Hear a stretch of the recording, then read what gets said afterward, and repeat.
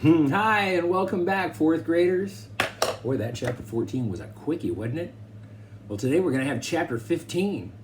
Let's see, last we left our pals, they had got a burro. What's his name? Stob or something like that? Stub. They packed him up and they're off to prospect for gold. They've even got a gun, a little squirrel shooter, they call it. Chapter 15, The Man Who Couldn't Sit Down. That's an interesting chapter. They pitched camp and they broke camp. Day after day, they followed running water. They washed out prospects, scraped from behind rocks and boulders in the stream bed. Spangles had a way of trapping themselves out of the current. When they found bits of color, they dug in. At times, Praiseworthy spent the entire day with his boots apart, swinging the pick in great arcs. Where the prospects looked good, they labored to follow the specks of gold to their source, which either disappeared or ended at someone else's claim. Where the fleas were bad at night, they struck a lit candle in the floor of the tent, and in the morning Jack would count the visitors to see whose gold pan had trapped the most. He kept track. "I'm ahead by 82 dead varmints," he announced at the end of their first week of prospecting, "and I've got the live varmint bites to prove it," Praiseworthy answered, scratching his back. The days were long and hot. Yellow poppies had burst open on the hillsides like scatterings of fool's gold. Sometimes Jack would catch Praiseworthy gazing out over some distant view, as if it didn't matter if they ever got back to Boston. "Smell that air, partner," Praiseworthy would say, as if mountain hair had just been discovered. Pay dirt eluded them. That means they never found it, or they couldn't find it yet. But the next bend in the river might make their fortune. They met other prospectors every day, and at times there seemed to be more pack mules and burros in the hills than jackrabbits. After supper one night, Praiseworthy and Jack sat round their coffee fire, and a miner came along on muleback. "Have a cup?" said Praiseworthy, smoking one of the long 9 cigars he had taken to fancy. "Can't stop," said the miner, as if he had a mouthful of gravel. A bandana was tied round his face, and one cheek was swelled out.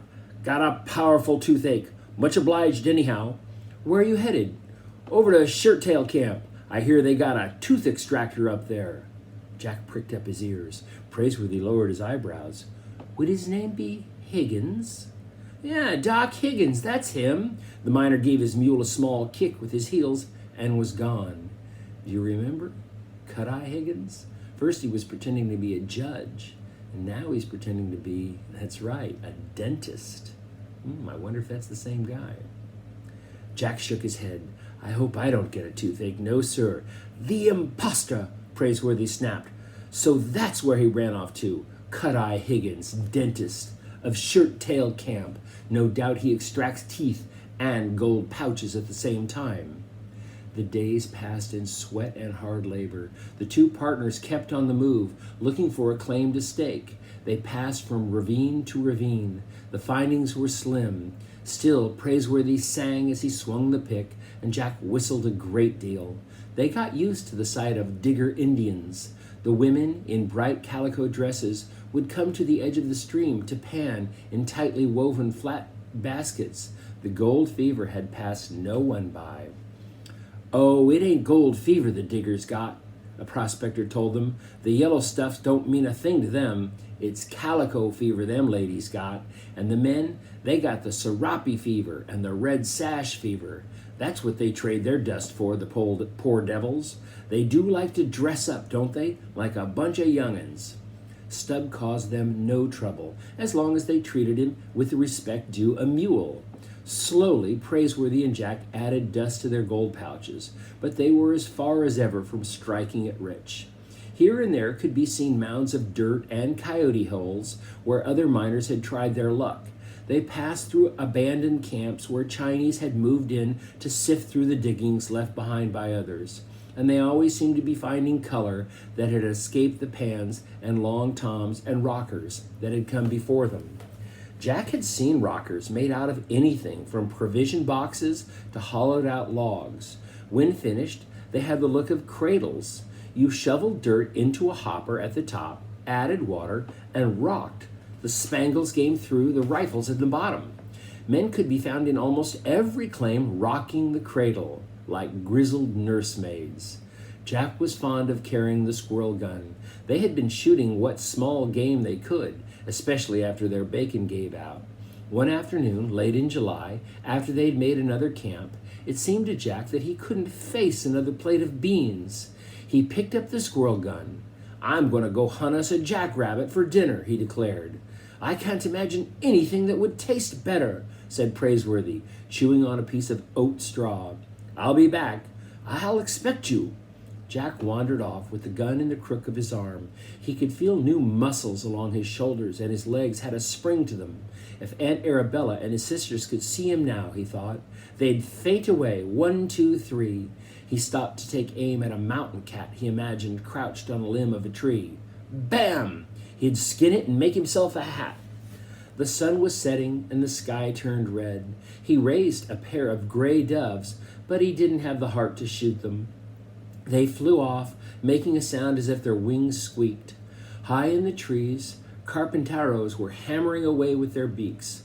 Not woodpeckers, he imagined himself explaining to Constance and Sarah. We call them carpinteros in the diggings. Praiseworthy took advantage of Jack's absence to try a little shadow boxing. He turned the pages of the book over in his mind. Elbows in, left jab, feint, duck, sir, duck, now to the right, put your shoulder in it too, sir. The sky began to darken, and Jack was unable to flush a rabbit. Instead, he flushed a grizzly bear. Oh my gosh. He's out there trying to hunt rabbits, and what does he see? A big grizzly bear. The great furry beast came crashing out of the shadows. He stopped, seeing Jack for the first time. Jack stood, instantly petrified. He felt as if his boots were suddenly nailed to the ground.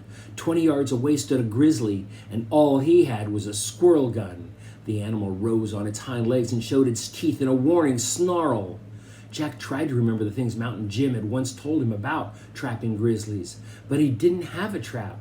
He just had a squirrel gun, and the brute would brush off a squirrel shot like so many flies.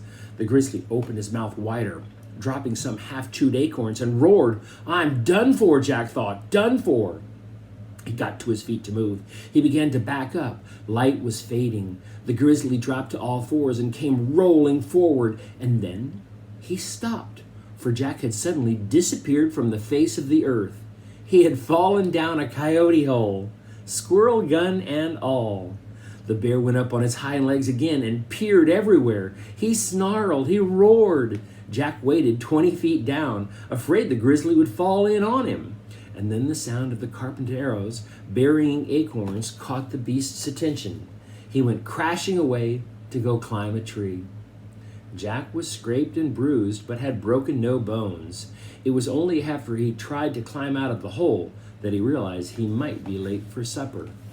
He couldn't get out.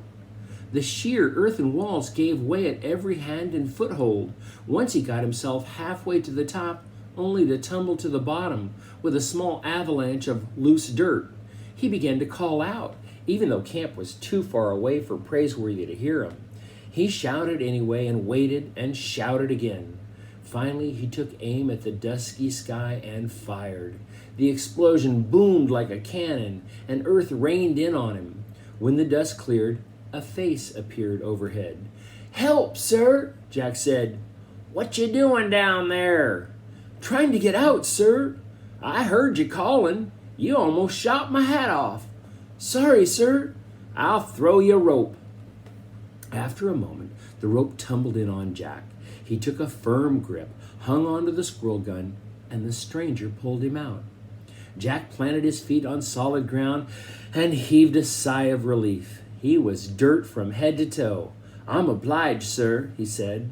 Why, you're just a lad, said the man, coiling the rope and hanging on the saddle of his horse. And then Jack took a look at the stranger. He was a big man with worn boots and a white coat, a white linen coat, Cut-Eye Higgins coat. Jack backed away, almost stepping into the coyote hole again. What's the matter, boy? You look like you've seen old Scratch himself. Remember old Scratch? That's the devil. Jack's heart was pounding. I know who you are. You're a road agent. Now that's a fact, the man laughed. But I've retired from the road agent profession, and that's a fact too. That means I'm not a robber anymore. The boy was all shot, hung, or lost their ears. I got away with a load of buckshot in the seat of my pants. Why, I ain't been able to sit down in a month. Me and my horse, we both walk and hunt grizzlies. I'm reformed, that's a fact. You ain't seen a big fella around here, have you? I've been on his tracks for 2 days. Jack got a grip on himself, but he kept his distance. I'll bet you're still out hunting for Dr. Buckby's mine. Mine? What mine is that, boy? Jack blinked. Didn't he know? Hadn't he ripped open the lining of Cut-Eye Higgins' coat? Jack found himself leveling the squirrel gun. You pointing that thing at me? The reformed road agent laughed. Yes, sir. Well, now that's no way to treat your benefactor, is it? I mean, somebody who did something nice for you. Here he pulls him out of the hole, and now Jack's got a gun pointed at him. You stole that coat you're wearing, didn't you? Well, I reckon I did. It belonged to a friend of yours? Why, it gives me a bad conscience to wear this coat, although I was awful fond of it. I'd appreciate it if you'd give it back. Always was too tight on me anyway.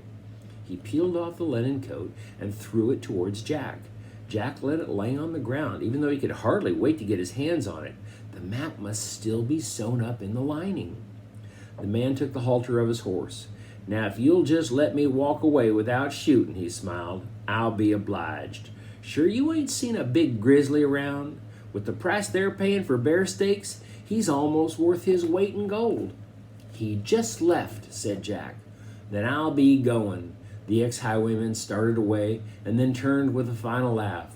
Boy, the next time you point that squirrel gun at a bad hombre like me, you really ought to trouble yourself to reload it first. Good luck, boy. Jack's face reddened under the layers of dust. He watched the man disappear through the trees. He was sorry he hadn't been more polite to his benefactor. Thank you, sir, he called. Praiseworthy was just getting to look for his partner when Jack burst into camp. Look what I've got! Praiseworthy peered at the white bundle Jack had made of the coat. If that's a rabbit, I'll eat beans. It's Cut-Eye Higgins' coat! Jack quickly told of the meeting up with the Grizzly, falling into the Coyote Hole, and being pulled out by the reformed road agent. Just as quickly, Praiseworthy unclasped his knife and ripped open the lining. They laid open every inch of the coat. They examined and re-examined it, and Jack's excitement died away. There was no map. There had never been a map sewn in the lining of the coat. The scoundrel deceived us, Praiseworthy muttered. He never lost the map to those highwaymen. It has no doubt taken him to Shirttail Camp, and he may not have located the mine even yet. Otherwise, he wouldn't bother to pull teeth. Put some beans on to fry, partner Jack. First thing in the morning, we'll start for Shirttail Camp. You're going to go find Cut-Eye Higgins, who's pretending to be a dentist over at Shirttail Camp, because the map was not in the coat. And Cut-Eye Higgins said, oh no, it's sewn in the coat. I think he was lying, or was he? I guess we'll find out when we read chapter 16. I'll see you next time. Adios, my friends.